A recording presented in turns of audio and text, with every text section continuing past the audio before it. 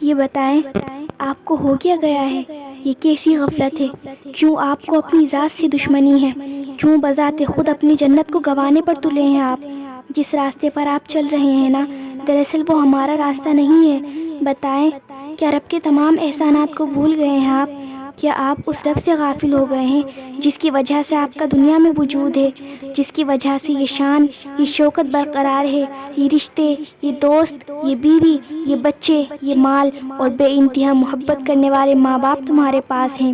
افسوس ہے کہ جس کی نعمتوں سے فائدہ اٹھا رہے ہیں اسی کے احسان فراموش بن گئے ہیں۔ جس کے احسانات آپ پر ہیں اسی کو اپنی لائف لسٹ سے ڈیلیٹ کر دیا ہے آپ نے۔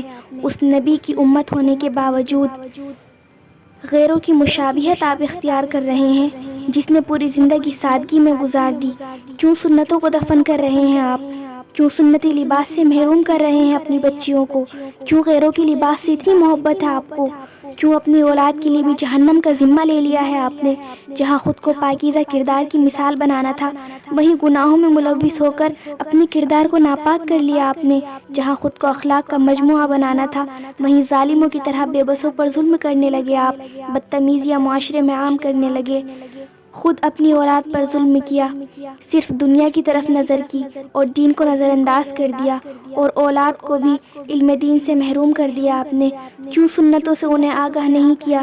کیوں جنت کی خوبصورت یادوں اور خوشنما منظر سے انہیں دور رکھا؟ کیوں اپنی بچی کو لڑکی ہونے کے بعد لڑکوں کی لباس کی عادت ڈال دی آپ نے؟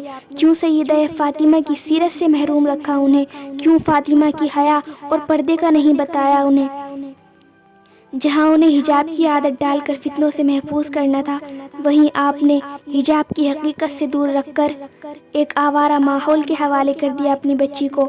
ہاسٹل میں ایڈمیشن کرا کر بے خبر ہو گئے، ایک بار بھی یہ نہیں سوچا کہ آپ کی یہ حرکت آپ کی عزت کو اتار کر رکھ سکتی ہے۔ کبھی بھی اس بات پر دھیان نہیں دیا آپ نے کہ جس عرصے وہ آپ سے جدا رہی کتنے نامحرموں سے اس کی ملاقات ہوئی ہوگی۔ اسی لیے موجودہ دور میں نہ جانے کتنے ماں باپ اسی بے پرواہی کی وجہ سے ذلت کا سامنا کرتے ہیں، عزت بھی کھو دیتے ہیں اور بیٹیاں بھی کھو دیتے ہیں۔ اور جو میں اب کہہ رہی ہوں نا وہ صرف ماں باپ کے لیے نہیں ہے بلکہ ہر اس مسلمان کے لیے ہے جو اس دنیاوی زندگی کو ابدی جان کر بیٹھا ہوا ہے۔ یاد رکھنا، صرف ایک ناپاک مچھلی پورے سمندر کو گندا کہلاتی ہے۔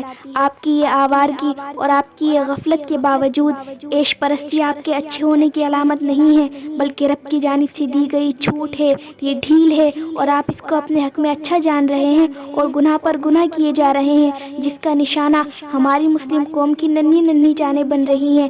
غیروں نے ہم مسلموں کی غفلت کی بنا پر ہمیں کمزور جانا ہے اور کمزور جان کر سب سے پہلا نشانہ ہماری عزتوں کو بنایا ہے۔ ابھی بھی وقت ہے، اس غفلت سے باہر آ جائیں، جو راستہ ہمارے لیے نہیں بنایا گیا اس پر نہ چلیں، خدا کے لیے واپس آ جائیں۔ اللہ آپ کا انتظار کر رہا ہے، آپ کی راہیں دیکھ رہا ہے، وہ آپ سے بے انتہا محبت کرتا ہے، اس کی سوا کوئی اپنا نہیں ہے۔ واپس آ جائیں، رجوع کر لیں۔ اور آپ سامعین میں سے جو راہ حق پر ہیں ان کے لیے میری دعا ہے کہ اللہ آپ کو جنت الفردوس عطا کرے، آمین۔ اور میرے چینل کو سبسکرائب کرنا نہ بھولیں۔ اگر کوئی بات پسند آئے تو ضرور اس کو لائک کریں اور شیئر بھی کریں، ہو سکتا ہے کہ یہی بات کسی کے بدلنے کا ذریعہ بن جائے۔